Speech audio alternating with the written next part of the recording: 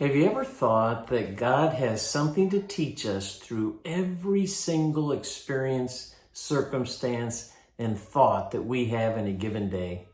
Let's talk about it in your morning cup of inspiration. Thanks for joining me. I think David nailed it. I was reading in the 139th Psalm, and he talks to God and tells him these things. He says, "You know everything about me. You know my every thought. You chart the path ahead of me. You know what I'm going to say before I even say it. I can never get away from your presence. Your hand will guide me. Your strength will support me. You even knit me in my mother's womb before I was even born. Every day of my life is recorded in your book. How precious are your thoughts about me."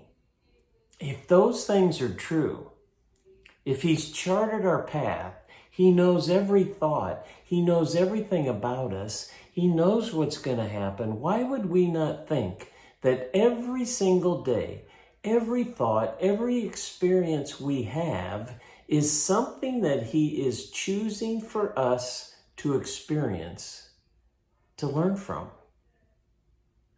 He's watching to see how we handle everything that we're given. Success.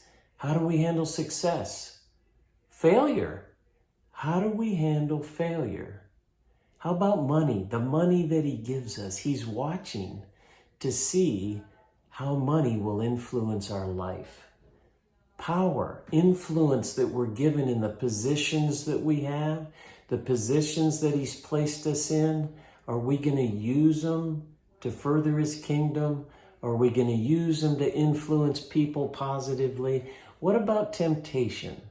The temptations that come across our path every day, he's allowing them to happen to see how we will respond and how we will act.